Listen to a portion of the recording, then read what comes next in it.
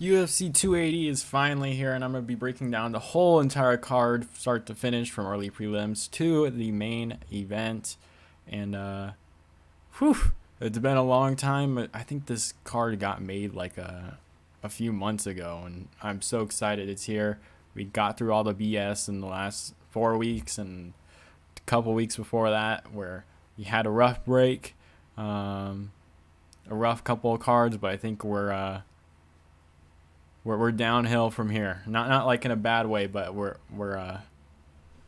going. You know what I mean? We got some good cards coming up until Christmas, and then it looks like we're gonna have some pretty good cards coming out of Christmas and the winter break or whatever they do for the UFC, because they had that little break. I'm not gonna call it Christmas. Whatever. I'm not gonna. This ain't gonna be politically correct in general, but we got some good cards coming up. I'm super excited, and it starts here. I'm trying to put this out in the world. This isn't me trying to jinx it or anything, but especially with the last card, I hope all the pullouts happen last card and nothing happens to this one. Maybe this first fight can go. Like, I wouldn't mind that.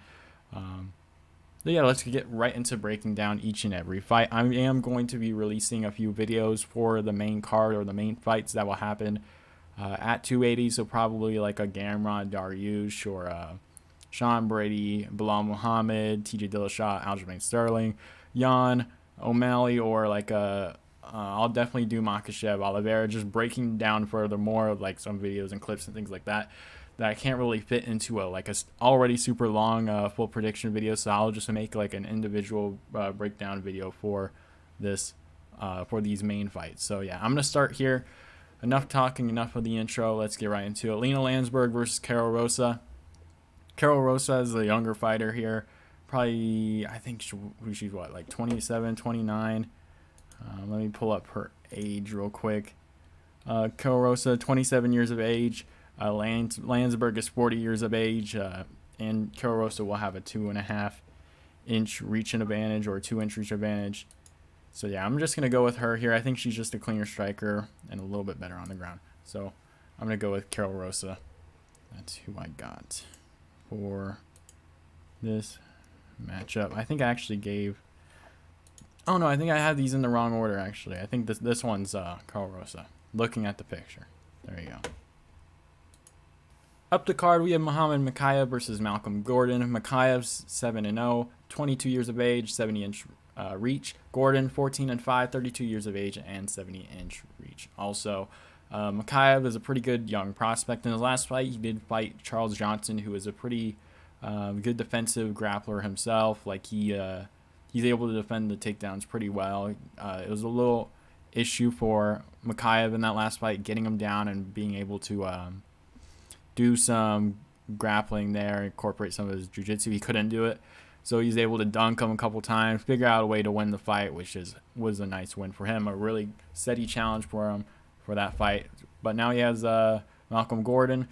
I do think his high-paced wrestling will get the best of Malcolm Gordon here. Malcolm Gordon does end up on his back. I don't want to say quite a bit, but he definitely does, especially for a wrestler himself. He ends up on his back a little bit. But I do think Mokaev will have a higher level of wrestling in this fight, so I will give it to Mokaev. He does have some pretty solid striking too, but I think I might give it to Gordon. Yeah, I'm not too sure how that'll look like versus each other because of Mokaev's grappling. Don't know how his striking will look against Gordon. But I am going to give this to Mokaev. I just think his grappling's just at another level than Malcolm Gordon. So I think he will win inside the distance. I might be able to see that by like a sub. So yeah, I'm going to go Mohammad Mokaev by inside the distance. I'll go inside the distance. He could win by decision, but... Up the card, we have Armen Petrosyan versus AJ Dobson. Petrosyan, 6-2, 31 years of age, and a 71-inch reach. Dobson, 6-1, 30 years of age, and a 76-inch of reach. So you will have a 5-inch reach advantage on Petrosyan in this fight. This fight is pretty interesting. They're both pretty good on the feet. I don't see this really going to the ground. AJ Dobson does have some good power in his hands, and he's pretty quick, as he's shown in his Contender Series fight. But he did lose to Jacob Malkoun, which is like an iffy loss at this point. but he does do a good job at defending takedowns, also shown in the Jacob Malkoun fight. So he looked good there. He didn't look bad against, it didn't look like he really lost. It looked like, he defended the takedowns, but he just ended up getting outpointed in that fight. Petrosyan, I think he's very good, a very clean striker. Against the takedowns, he's a little iffy. He did fight Cal Borralho in his last fight where he did get taken down and basically his back held for most of the fight. He was able to defend the submissions pretty well. Did win a close fight against Gregory Rodriguez, which is very impressive. Was able to tank some of Gregory Rodriguez's shots in the first round. Just getting used to that range, he did tank quite a bit of shots. Was able to avoid the big shots later on in the fight and inflict his own damage on Gregory Rodriguez. It was a split decision, so it was still pretty close. But yeah, he was out-grappled by Cal Borralho. But I am a little bit more confident in Armen Petrosyan in this fight. I just think he's a little bit cleaner on the feet, a little bit more technical. Will avoid some of the bigger shots of AJ Dobson in this fight. So I'm going to go with Armen Petrosyan to win this fight by a decision. Up the card, we have Abubakar Nurmagomedov versus Gadzhi Omargadzhiev. Abubakar, 16-3, 32 years of age and 73 inch of reach. Gadzhi, 13-1, 29 years of age and a 71.5 inches of reach. We'll have Abubakar will have a 1.5 inch reach advantage over Gadzhi. Again, another very interesting matchup. Gadzhi is going to be the better striker on the feet here. You saw Abubakar stay on the feet against Jared Gooden a little bit before taking him down in the third round. He looked solid on the feet, but it wasn't anything super impressive. I do think Gadzhi will get the better of him on the feet if he does stay on the feet, but I think he will have the advantage in the wrestling and the grappling. Gadzhi was taken down by Cal Borralho, who is a good grappler and wrestler, but against Abubakar, who is coached by Khabib, I can only imagine that he will try to get the fight in that area for this fight. So I do think Abubakar will win by a 3-round decision. It could be entertaining, but I don't know what this fight will actually look like. I'm hoping it's not snooze, or it could be a pretty fun fight, but we'll see. I'm going to go Abubakar in this fight.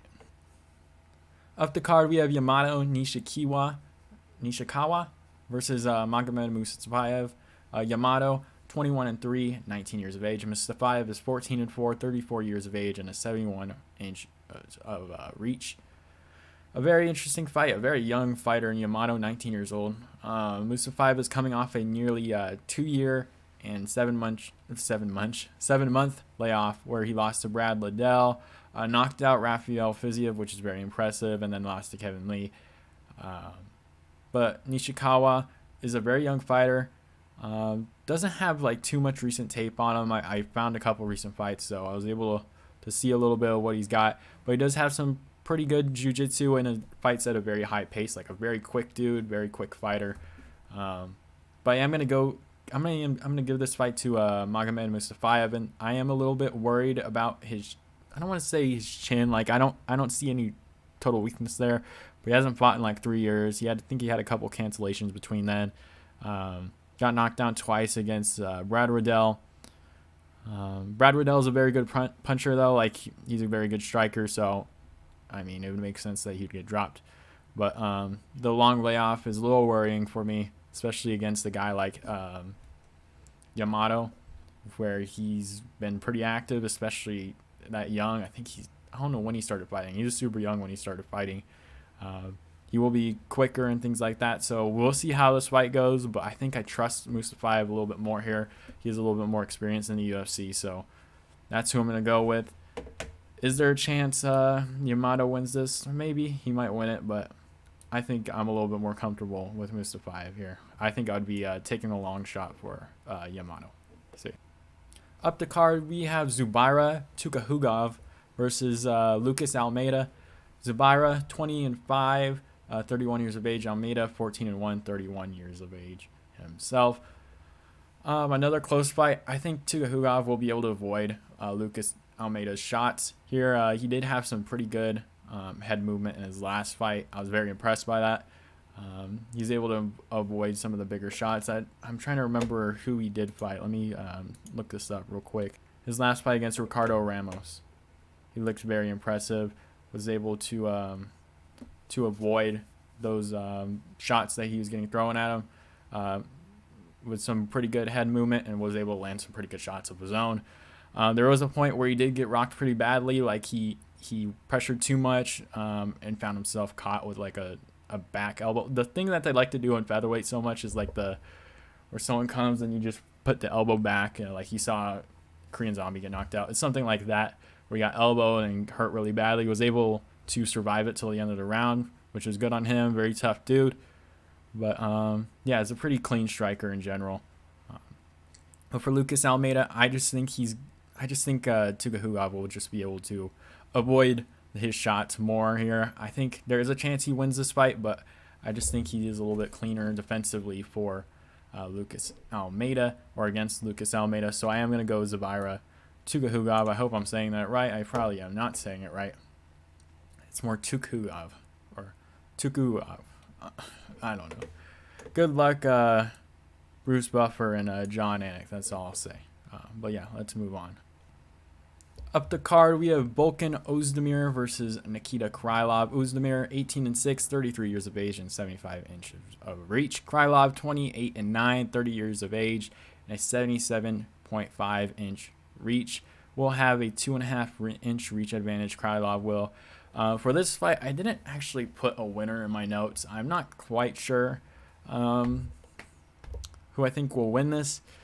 For some reason, I'm just a little undecided here. So my thought process, Oezdemir does have some really good takedown defense most of the times, like especially against Rakic and Ankleev just coming to mind right now. He got taken down and got up pretty much immediately. Was able to survive that. The takedowns, was able to get up. And he does have some good power in his hands. Krylov goes at a super high pace with his wrestling. So in my brain, I'm like, with the high pace and things like that, you might see Oezdemir get a little tired and things like that, and takedowns finally start working. And you can have Nikita Krylov incorporating his stand-up quite a bit. And his stand-up incorporated with his wrestling to get like those points in those rounds.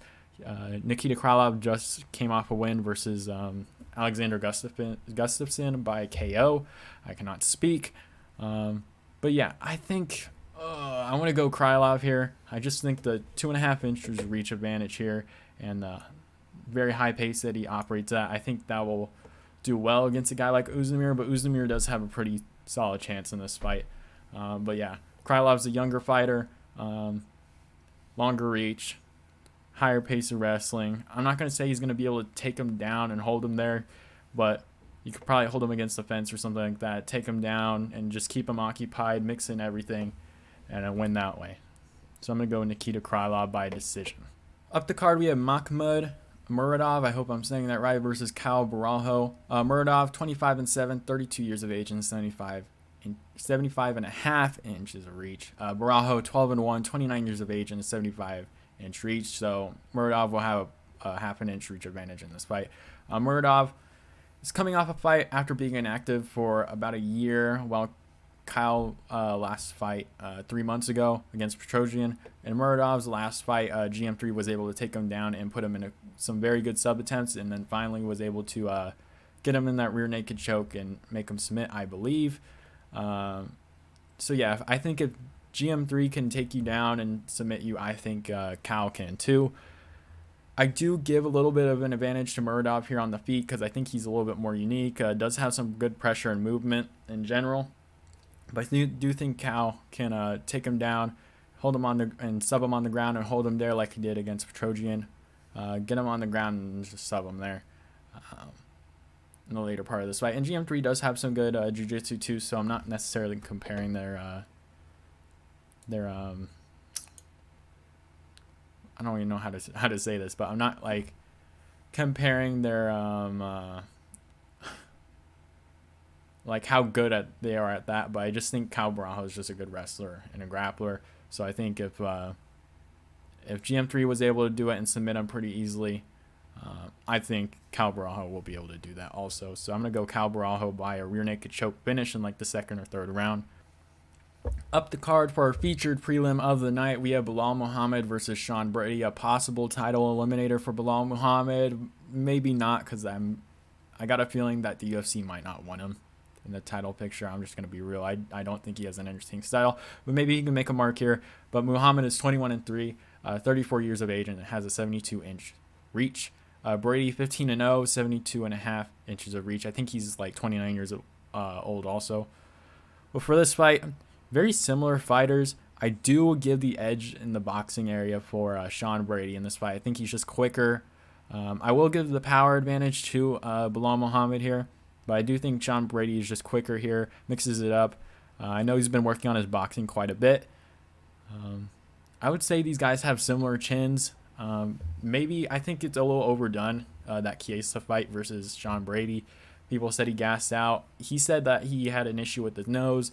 Looking back at his other fights, like I can understand that. Like his cardio isn't bad at all. Did have some good wins over again Chiesa and then Jake Matthews, who is a win that aged relatively well. Belal Muhammad does have a pretty good list of wins, coming off the Luque win in the 5-round main event. But yeah, I'm going to edge it to Sean Brady here. I think he's just a little bit better on the feet, and I think at some point this will cancel out in the wrestling. Now, for Belal Muhammad, he does have Khabib in his corner, so which is very interesting. Like I don't think Khabib's there to give him some striking tips. So I think he's going to try and take Sean Brady down here. Will he succeed? I have no idea. Like Chiesa in their fight against Sean Brady, he was able to kind of like get Sean Brady down in like the last 10 seconds or whatever the fight. So I can't really necessarily say that people are able to hold him down. But Sean Brady was flipped over and was on his back after like kind of getting hurt. Got like his head sent back from a couple of those shots. So Chiesa did hit him with some good shots. Threw him on the ground. Was able to hold him there for like the last 10, 12 seconds. But like, can you really say that that's like how Sean Brady is defensively on the ground? I'm not too sure. I'm not too bullish on that. But if Belal Muhammad does get him on the ground, it will be very interesting. I think this will be very telling for both of these fighters. Again, Sean Brady's still undefeated. One of those couple guys that are undefeated in the welterweight division. But yeah, this will be very telling. I do think Sean Brady does have faster and better boxing than Belal Muhammad. And against other wrestlers, like I don't know how Belal Muhammad will interact here. Like it's just I don't want to say it's a tough match. Like it is a very tough matchup to predict here.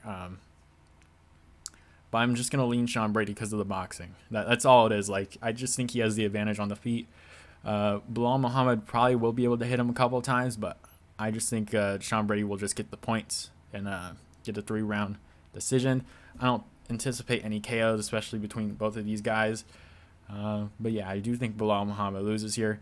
Again, I do anticipate that he's going to try and wrestle here. But I'm going to assume, and it's not good to assume, but I'm going to say that Sean Brady will probably be able to defend it well. Does have some good jiu-jitsu. I think he has a couple one-arm guillotine chokes, which is very impressive. But yeah, it should be an interesting fight. I'm very interested in it. I hope it's not boring. But I'm going to lean Sean Brady just because of the boxing. That's all it is. So I don't want to ruffle any feathers. Like Belal Muhammad does have a very, very good chance of winning this fight. I know a lot of guys that are very up in the air with this fight, that are barely leaning Sean Brady. I think a couple people would rather go Belal Muhammad. So yeah, it's a very, very interesting fight. This could go either way, and I'm pretty excited to see it as we enter the main card of this fight card, which I'm super excited about. To start off, we get like a little go buy your pay-per-view kind of fight here. Not to disrespect any one of these girls. Caitlin Chukagian is number 1 in the world. Seems like they're trying to shoot Manon Fiora. Am I able to say that word on YouTube? They're trying to like get Manon Fiora up in those rankings, trying to get Valentina an actual fight because she's running out of fighters to fight. Looks like they might do that trilogy with Nunes, but let's get into the actual fight in general. Kaylee Chuchagan versus Manon Fiorot. Chuchagan, 18-4, 33 years of age and 68 inches of reach. Fiorot, 9-1, 32 years of age and a 66-inch reach. Chuchagan will have a 2-inch reach advantage here. I'm going to give this to Manon Fiorot. I think she's super technical on the feet, a little bit more technical on the feet than Chuchagan. I think she's going to be able to outpoint her. In her last fight against Jennifer Maia, she kind of like, was that her last fight? But she was able to eat like a pretty hard head kick in that fight and was still going. Like, she's very tough, even though like her fights are super annoying where she's like, ha, like after every punch. Like she is a very good fighter. I won't say she's totally well-rounded, but she's relatively well-rounded in this fight. So I am going to give it to Manon Fiorot. And yeah, I wonder how she'll end up ranked if she wins this fight. Like, where will she be at? Number 2, number 3, number 4.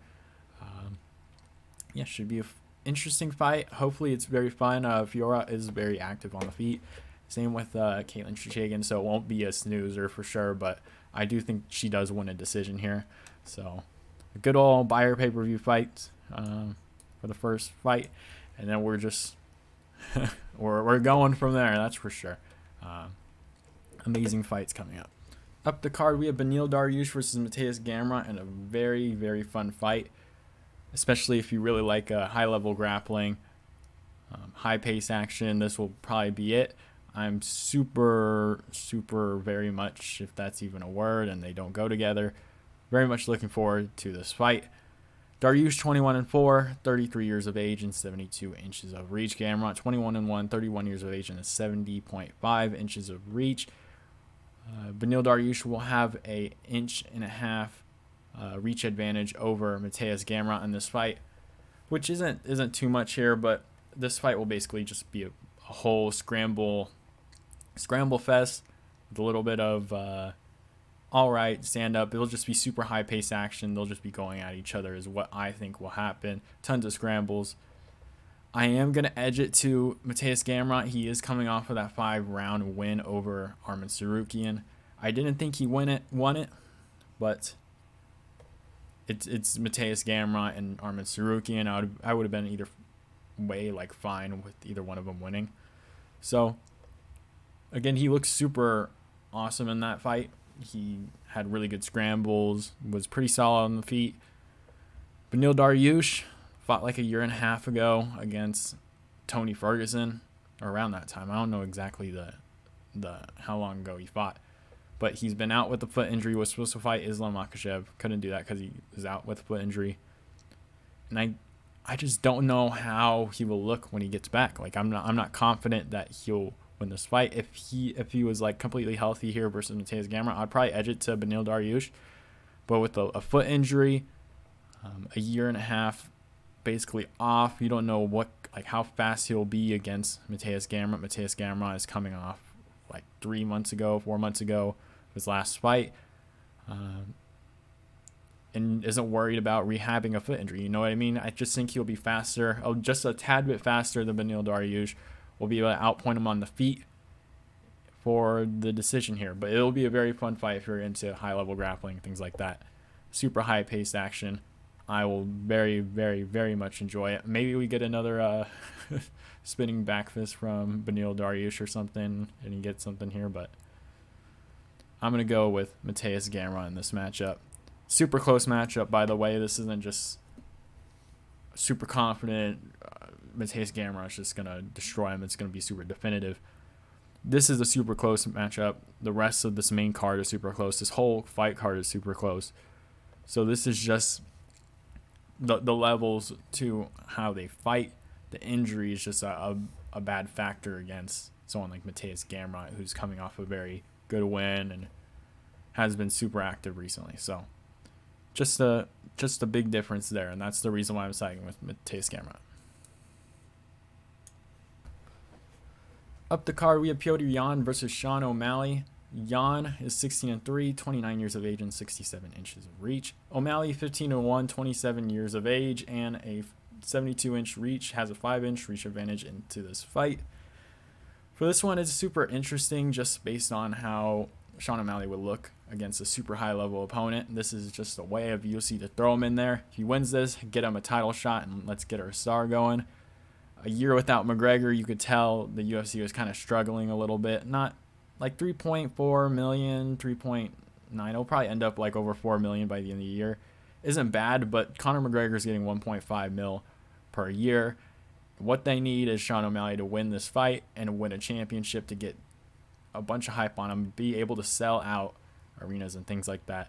That's what they need. They need a star. So they threw him in with Petr Yan. They think he's ready. He's making enough money to where he's ready to take on high competition. So he wanted to get Petr Yan. And it's not necessarily a horrible matchup for him either. Petr Yan is just like a beast. I fully expect Sean O'Malley to win the first round. Second round is up in the air. Third round goes to Petr Yan. The reason why the second round's up in the air is that's when Petr Yan kind of starts getting it going, especially in 3-round fights. But the thing is what's kind of holding me back to be super confident in Yan. Like, I'm already confident in him, but like 100% Yan hasn't fought in a 3-round fight in forever. He's fought in 5-round fights for like his last 4 fights. And he normally starts to switch that on towards like the end of the second, start of the third, halfway through the third. It's just a different pacing because you have 5 rounds instead of 3. So in his 3-round fights, he used to turn it on like halfway through the second round. In his 5-round fights, he's turning it on in like late second round to early middle third round, where he starts figuring these guys out and starts going balls to the walls. But for this, is he going to be able to convert immediately to a Sean O'Malley matchup in 3 rounds where Sean O'Malley is just going to have a lot of range? Like the Corey Sandhagen fight, it took Petr Yan a little bit to find the range against Corey Sandhagen. What will it be like against Sean O'Malley? But again, I think Sean O'Malley will be able to win the first round. He's going to be able to keep that range, do some teeps, like basically outpoint him for that first round. Second round is a very important round for O'Malley and Yan. We could be looking at a draw in this matchup. It would be kind of crazy if like O'Malley wins the first 2 rounds and Petr Yan's like, shit, like I have to 10-8 him or knock him out. He gets a 10-8 against O'Malley in the 3rd round and it becomes a draw. I don't think that'll likely happen, but it could happen for sure. But I am going to give this to Yan. I do think he's just a better fighter, can cut off those corners, can fight that range a little faster. But again, my only concern is that he hasn't done a 3-round fight in forever. It takes him a while to get going, to figure out his opponent, and to attack that. And it's just my only worry here. Basically, that's basically all my worry is here. But I fully expect Sean O'Malley will win the first round. Second round, I think Petr Yan will get it going, find his range and things like that, and we'll start to land a pretty couple big punches on there. Nothing to really hurt O'Malley in the second round, but third round, O'Malley better be on his game because Petr Yan's gonna completely go after Sean O'Malley. Could KO him in the 3rd round, but I think this will go to a decision. I think Sean O'Malley will be able to like just try and keep his range, but I think Petr Yan's gonna like chase him down that entire 3rd round. So hopefully O'Malley can figure something out here. For the UFC's sake, I might root for O'Malley, but I like both of these guys relatively equally. So again, for the better of the UFC wants Sean O'Malley to win this fight, but I think realistically Petr Yan is going to win it. But if either one of these guys wins, I'll be completely fine. Up the card, we have Aljamain Sterling versus TJ Dillashaw. Sterling, 21-3, 33 years of age and 71 inches of reach. TJ Dillashaw, 17-4, 36 years of age and 67 inches of reach. So Aljamain Sterling will have a 4-inch reach advantage into this fight. For this one, it is super interesting because we haven't seen much of TJ at all since he's gotten he's gotten his USADA ban. Basically, so he had the 2 years off for the EPO usage, came back against Corey Sandhagen, and got injured and is out for like another 1.5 years. So we haven't gotten much of TJ Dillashaw within the last 3 or 4 years, which is a little hard to make this prediction because you can make predictions based on stuff that he did when he was in his prime, like he was incredible. But we are getting an aging TJ Dillashaw here, where he might not be as fast, where he might not be the same guy that he was a few years ago. But he is 36, coming up on 37 years of age. But in this fight against Corey Sandhagen, I thought he did lose, but it was a very close fight. For this one, though, Sterling, I think I saw James Krause said that he rolled with both of these guys and said Aljamain Sterling is way better than TJ Dillashaw at the wrestling and the grappling. So I'm going to keep his word with that. I agreed with them anyways, but I think Aljamain Sterling will be able to get TJ Dillashaw down here. Does TJ Dillashaw have a pretty solid chance at KOing Aljamain Sterling? Probably. I think he could definitely figure something out here. With the 4 inches of reach, though, is very interesting with Aljamain Sterling. I think they'll both have some pretty good moments on the feet. I think we'll see TJ Dillashaw get most of the moments on the feet, do really well against Aljamain Sterling, like start cooking it up, like getting those combos in that he normally does. And then Aljamain Sterling will be able to hit a couple shots and then just set up the wrestling. He'll get his back and then hold it there, do what he did to Jan and just start punching TJ Dillashaw and then going for the rear naked choke. I do think he could possibly get a rear naked choke in this matchup like super quickly. I think a couple times in the Sandhagen fight, you could see moments where like Aljamain Sterling could take advantage of a TJ Dillashaw and get him down. But I do think this will probably go to a decision, maybe just holding his back and just outpointing him there. Unfortunately, it could be a boring one or it could be super fun if it stays on the feet. But no matter who wins this, I don't know if they'll hold on to the belt for too much longer. Like Aljamain's getting up there in age. He is in his prime right now. TJ Dillashaw is almost 37 years of age. You can see like the older guys are starting to leave, like the Aldo, the Cruz. I'm starting to think that TJ might be soon. But if he wins the title, he might be able to defend it against a couple guys. But a lot of new, younger guys are coming in and working their way to the top. So we'll see. I do think Sterling will be able to get a decision here. Just riding the back and outpointing him. Just getting the points on the ground. Just tap, tap, tap, tap, tap, really. But I do see a chance where you can get a real naked choke. Also, TJ Dillashaw could knock him out here too. But I am going to go with Aljamain Sterling in this fight. Probably by a decision. Wouldn't be surprised if he does get a rear naked in here. His wrestling is just great. His grappling is great also. He could get that in super quickly. But yeah, I'm going to go with Aljamain Sterling. Up the card, we have to our main event. We have Charles Oliveira versus Islam Makhachev.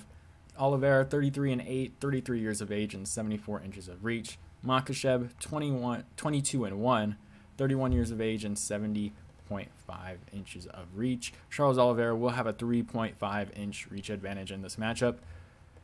So one of the most important matchups in the last couple of years, you could say, and most important matchup of this year for the division, especially maybe the last couple of years for the division also. But this is crazy matchup, so evenly split, like 50-50. I don't even remember the last time we had like a 50-50 title match like this. Maybe you could say, I think the consensus was like Usman Leon was consensus Usman at that point. Like I'm trying to remember, excluding the women's bouts, of course. I'm trying to remember like the 50-50. You can say Usman Colby. I don't know, but this fight is super close. Or gone. Come on. But there's a lot of super close fights. But this is super important, super interesting fight. Style-wise, it's going to be super, super fun when it happens. Like, we've been waiting for this for a while. But for how I think this fight will go, I can see, for how I think, how about let's do it this way. Islam Makhachev, I think he needs to shoot early. He can't afford to stay on the feet with Charles Oliveira, even though I'm sure it could be fans and all them will disagree with me. Charles Oliveira is just, I think, just way better than Islam on the feet. Not that they disagree that Charles is better, but I think they think Islam is like great on the feet, which he's all right on the feet. Like he has some solid stand up, but Charles Oliveira is extremely dangerous on the feet. He can knock Islam out relatively quickly. You saw Justin Gaethje say that like he felt like it was a battery on his tongue or something. I don't know. I'm sure he's tried it, but he said it felt like a battery on his tongue, like he's never been hit that hard in his life. So he needs to shoot immediately, try and just use his mass and just hold him there and not get caught in any submissions. Just get by those first couple rounds, honestly. Try and get Oliveira tired out. Just trying to get those submissions in. Try and tire him out. And then maybe you try go for submissions or just lay on him and just outpoint him, just tap him with a little bit of ground and pound. That's what Makhachev's way of winning is here at this point. Like, he needs to get past those first few rounds, because I think even Oliveira won against Dustin in the third round or the second round? I think it was the third round. But even then, like, you need to get past like those first couple rounds to even try and beat Oliveira. We haven't really seen him that far in a while. For Charles, he just needs to finish. He needs to finish Islam. He needs to knock out Islam either in the first. He could probably knock him out in the first round. Dude, he's a wild fighter, so Islam needs to be prepared for that. Charles is a super wild fighter, comes out of nowhere. I think what the first move he did against Justin Gaethje was like a jumping front kick that just completely like threw off the range and things like that. Like, Charles will do some crazy shit just to try and get you like wild and nervous, and then he's gonna get into your range and try and knock you out. That's what he's gonna try and do to Makhachev. I think there's just more ways for Charles Oliveira to win this fight. I think there's like a couple clear ways that Islam can win this fight. I think it's either by decision or submission, and I think that they're both pretty clear. I don't see Islam hurting Charles on the feet. Like, he very well could. Like, that'd be very interesting. He gets hurt on the feet, Charles goes on his back, and then Islam gets on top of him and grinds him out. Like, we haven't seen someone willing to go to the ground with Charles Oliveira when he gets hurt. But I just think the jiu-jitsu of Charles Oliveira is just a big factor here. I think he's super dangerous. We saw guys against Islam where Islam wasn't sure to commit to these guys on the ground because of their jiu-jitsu. You can bring up Moises a little bit. It took him forever to get Moises the hell out of there in the fourth round. That probably won't happen to Charles Oliveira. I think Charles Oliveira's jiu-jitsu is a little bit better. But it's just a super close fight. You know what I mean? I'm just going to go Charles Oliveira because I think he just has more ways to win. He can knock out Islam. He can submit Islam. That would be pretty crazy. I just don't think he can go to a decision. That's the only issue here, is he has a range to win this fight, and if he doesn't, it's going to be very rough. But he's always dangerous, of course. Like, you can see him in the last couple rounds and things like that. He could finish Islam in the later rounds for sure. But I do think Charles will go out there, try and walk Islam down. He needs to be careful not to like give up his hips a little bit and get too aggressive and get taken down like that super quickly. But I think Charles will be able to hurt Islam early.